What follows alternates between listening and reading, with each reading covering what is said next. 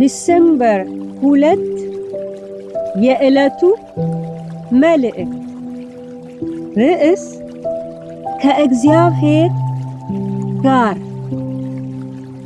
ሄኖክም አካሄዱን ከእግዚአብሔር ጋር ስላደረገ አልተገኘም፣ እግዚአብሔር ወስዶታልና። ዘፍጥረት ምዕራፍ 5 ቁጥር 24። በዘፍጥረት 5 ላይ ሰዎች መደበኛ የሆነ ኑሮን ሲኖሩ እንመለከታለን። የማግባት የመውለድና በረጅም ዕድሜ መሞት ልምምድ የተለመደ ነገር ነበር። ነገር ግን አንድ እንግዳ ልምምድ በምዕራፉ መካከል እናገኛለን። ይኸውም የሄኖክን ልምምድ ነው። መጽሐፍ ስለ ሄኖክ ሲናገር ሄኖክም አካሄዱን ከእግዚአብሔር ጋር ስላደረገ አልተገኘም፣ እግዚአብሔር ወስዶታልና ይለናል።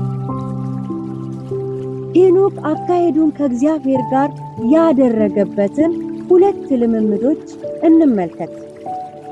የመጀመሪያው ከጽድቅ ጋር የተገናኘ ነው። ይኸው እግዚአብሔር በኃጢአተኞች ላይ እንደሚፈርድ ተረድቶ ትንቢት መናገሩ ነበር። ይሁዳ ቁጥር 14። ይህ ምናልባትም የእግዚአብሔርን የመጨረሻ ዘመን ፍርድ ወይም የነጩ ዙፋን ፍርድን አመላካች ሊሆን ይችላል።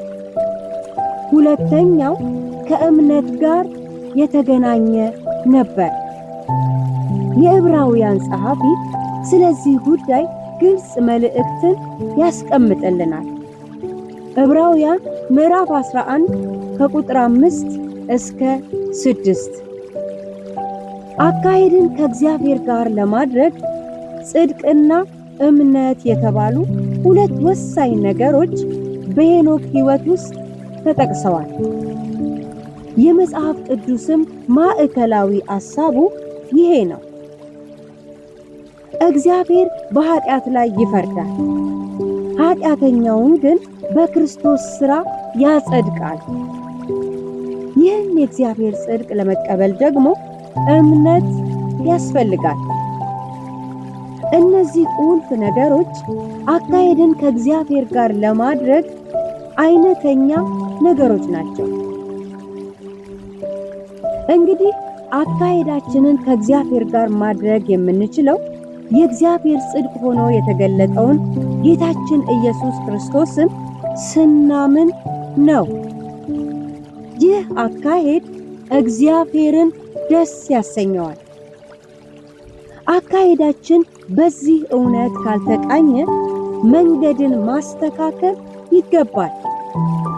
ማስተካከያው መንገድም ኢየሱስ ክርስቶስን የግል አዳኝ አድርጎ መቀበል ነው። አካሄዳችን በዚህ እውነትና መረዳት ላይ ከተመሰረተ ደግሞ ሄኖክ ሞትን እንዳያይ በእምነት እንደተወሰደ እኛም የጌታን ዳግም ምጽአት በሚጠባበቅ ዝግጅት እንኑር።